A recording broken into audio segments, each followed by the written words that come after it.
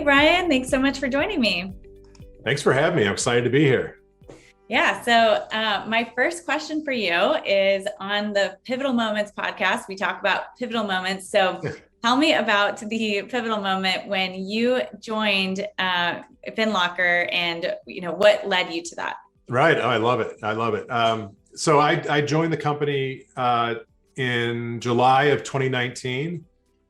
And prior to that, I had spent 28 years, give or take, in the primary mortgage origination space, mainly running large production channels, most recently for Flagstar Bank. I had kind of one of those pivotal moments, we'll say, or aha moments. I've had several over my life, but I kind of got to the stage where I'm like, okay, my kids are more or less off the payroll, although it doesn't appear that they ever really fully go off the payroll. But they were at the time in their early 20s, and I had never really done anything what I would call truly entrepreneurial. I've kind of taken the more conservative personal career route with big corporations, mostly big banks, learned a ton, and kind of started to get this itch to do something, take a little bit more risk and place a bet on myself. But I wasn't in a spot where I was, I'm not an inventor and, this kind of, I don't build things that way. I like to get involved and help build things that are kind of established. And so I placed a bet on this platform, FinLocker, and myself. And it was really through watching the product evolve from its inception. I've known the founders. We have relationships that go back to the late 90s. So I've known these guys forever and knew the company when it started, kind of watched it, invested in it once or twice early on. As the product roadmap kind of became clearer to me, I got really excited about where the company was going or thinking about going. But more than that, I had the ability to kind of, in my role at Flagstar, to talk with all kinds of different lenders of all sizes and different models and channels.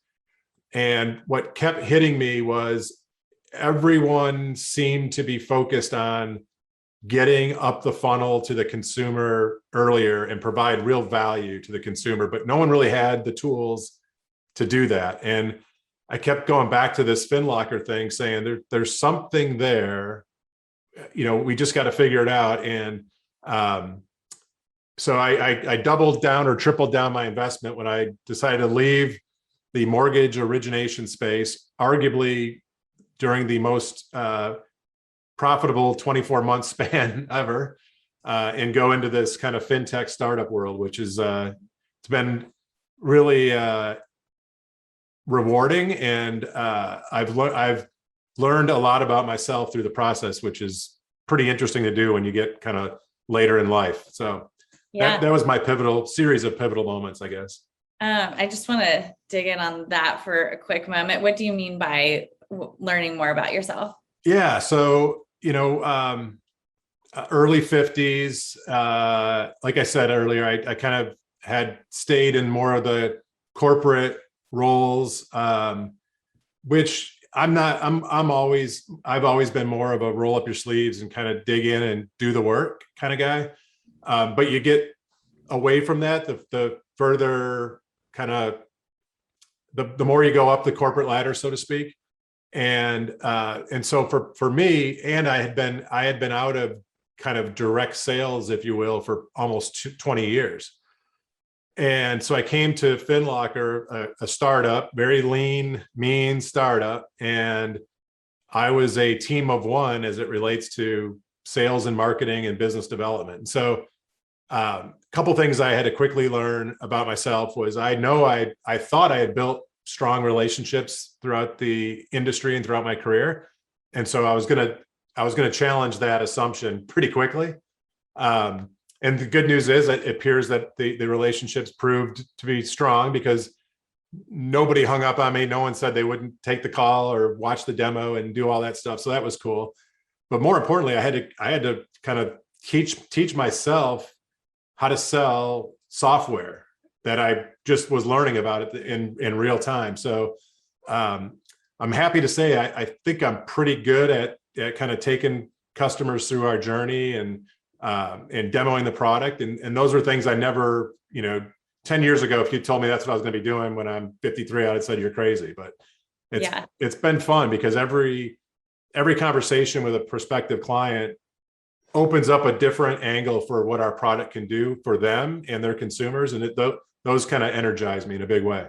Definitely. I mean, I think technology, especially financial oriented technology, it's changing and evolving so quickly that you have to constantly be changing yourself, or growing in yourself. So well, I'm a huge fan of FinLocker, and I always have been from the moment I saw the product. I think I love inventing stuff. I come up with business ideas all the time. And when it comes to this industry, this is what I always come back to trying to invent. And then I'm like, no, FinLocker exists. Yeah.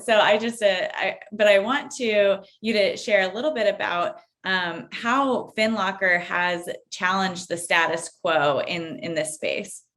Yeah, so that question gets asked to me sometimes in a different way. Like, who are your competitors is usually what I'll get. And I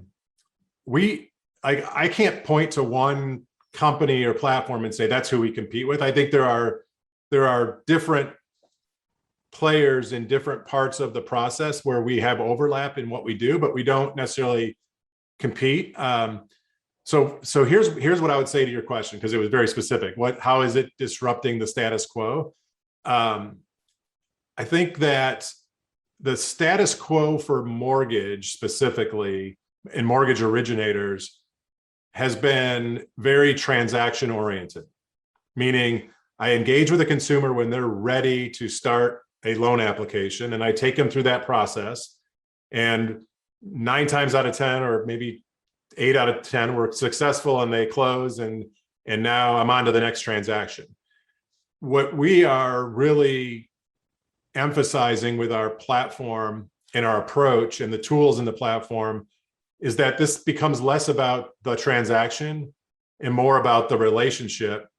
And the relationship with the consumer should start as early as possible in their financial life. And so for most originators, they are not thinking about 2023's purchase consumers today, but we're challenging them to go find those people today and get them into your ecosystem and provide them with tools that are going to help them early, maybe earlier than they even know, on their journey. And then when the time comes when they're ready to buy the home and get the mortgage, you've built a relationship that's been built on trust and tools that have helped these people improve some aspects of their financial life. And then it doesn't have to end at closing. You now have the ability with the tool to think about other financial services and products that you may be able to bring that are valuable to that consumer, and you can bring it through a platform and technology like FinLocker. So I think that's probably the biggest thing we're kind of shaking up, is just how people think about their relationship with a customer and when does it start. Mm-hmm. Yeah, definitely. I love that. I mean, in this industry, we have one of the lowest retention rates of any other industry. And yet people on average are fairly happy with their experiences. But it's just a matter of, retaining the relationship. And one of the things I talk about most on stage, probably as an action item, is the importance of building a homeownership plan for everyone, because so many, especially with millennials or next gen, we tend to be really skeptical around thinking it's time for us to buy. I mean, I did it with my own process of buying a home. I thought, no, that's going to be a really long time away. And then it was like, no, I should buy now, but so a lot of times that speeds up the process, but also just so many of us need time to prepare for that and have some sort of plan, because we also have no idea. So anyway, love what you guys are doing there. And with the idea that everything is always changing, what's one area that you've had kind of a pivotal moment in the company since being there? So I think when I first got here, we were focused on a point in the process, right? We were sitting kind of squarely in the loan processing, manufacturing process, really where the rubber meets the road around asset verification, right? Getting helping solve for digital asset verification in lieu of collecting bank statements. And so the company had been starting to think about having more of a holistic kind of consumer financial experience type tool, but still wasn't focused on delivering that to lenders as a tool for them to provide. And so I think once I got over here, I went to my most trusted relationships, some of which today are clients of ours, some aren't yet, and that's okay. There's still people I bounce things off of all the time. And I just kind of posed a set of questions around, if you had a set of tools to engage consumers, would you do it? How would you do it? What would you want that to look like in your tech stack? And so we took the feedback and kind of realized we were pretty close with the product where it was going to be able to deliver something that would be useful for lenders. And then we just went all in on that kind of up the funnel approach. We have not abandoned our initial digital asset verification product. We do that as a standalone service, but it's not our main business. We are truly focused on kind of helping lenders today really help groom and prepare consumers for this mortgage readiness. What's come of this, though, which is super cool, is our product. While most of us are mortgage kind of folks, we've done this in the mortgage space for a long time, and today we solve for a mortgage application, if you will. But our product is really financially a financial product agnostic.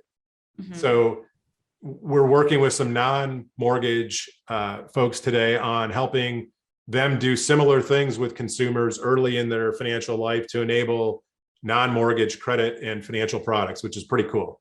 Yeah, that's huge. That's amazing. I love that. So my last question for you is, where do you see the future of technology in mortgage going, or what is your, you can choose one direction on that, but where do you see this evolving, or kind of a vision for that? Yeah, the one that always comes up in my conversations, and maybe it's just because of my background in mortgage origination specifically, is, when does the loan officer get replaced by technology? And I actually don't think that happens. I think today what we're seeing is the smart companies, the smart originators are figuring out ways to leverage themselves using technology as a tool so they can help more consumers and be in a position for the ones that truly need that extra effort and hand-holding. And so I kind of think of technology enabling the best originators to be better to more people, if that makes sense, versus getting rid of a bunch of originators. I think, like in any business, especially in a business like ours that's going to contract from a volume perspective, there are quite a few, loan officers, originators, whatever you want to call them, that got into this thing recently, and they're probably going to go away soon. But the best of the best who truly think about the customer and transferring their knowledge as an originator to the customer to put them in the best possible scenario are going to be even more successful leveraging technology. So I don't see us getting to a place where there's going to be loans that are going to be originated without someone talking to somebody, just like people buy stuff from Amazon today. A lot of people do that, by the way. But there's to me, there's a third of the purchase business every year that's going to require somebody to be involved from a counseling and education perspective, on top of any tools that are deployed from a technology perspective. Yeah, I totally agree. I think about it similarly with investing in the stock market. I mean, I started out with robo-advisor type wealthfront kind of thing. But Yeah. then I thought, I really want a financial advisor and, go in that direction. So I'm using Personal Capital, which they use technology Yeah. and they have an individual. I can tell them my preferences on sustainable investments and that type of stuff. But I feel like, everything is going to merge with technology. And I think the advice factor and having an individual there is still going to be really important. Yeah. I think from the consumer perspective, this is a big bet that I made when I came here, but I think this is starting to play itself out. I truly see a place where we as consumers are walking around in control of our data, and let's just call it our financial data, right? And so in a sense, I'm a verified consumer across multiple dimensions, be it credit, income, assets, employment. And instead of going through all the hoops we go through when we apply for an auto loan or a student loan or a mortgage loan with all this documentation, I can, I envision someone saying, "Hey, locker that to me," kind of like a Venmo. Mm-hmm. Or will you take it from my locker or something like that? That'd be pretty cool to hear. But we're getting to a place where that's going to be reality. And then the role of that advisor now, that loan officer, is an advisor that prepares and explains options, either if you're not quite ready, how to get to that final place of readiness, or if you are ready, here's the best products and programs to meet your specific goals and objectives. So, I think it's the combination of empowering and enabling consumers to be in control of their own data, but also, this concept of mirroring high tech with high touch to just have a optimal customer experience. Yeah, well, one of the trends that we've been talking about lately is in the more on the industry side of things is how disjointed technology is, and it's coming together, and we're going to have more single sign-on, that type of experience. But I think the same goes for the consumer side. I mean, our technology and tools that empower us as consumers have been extremely disjointed and all over the place. I mean, when I try to put my stuff together for, a conversation with a financial planner or whatever, it's like here, and I use all these other tools too. And it's just, we need to have that one place where now I go to a lender and I say here, where like everything's ready to go. So it's really interesting to watch that come together, both on the industry side and the consumer side. Totally agree. Yeah. Cool. Well, I love what you're doing. And thank you again for taking the time to chat today. Yeah, it's always fun to catch up. Thanks for having me.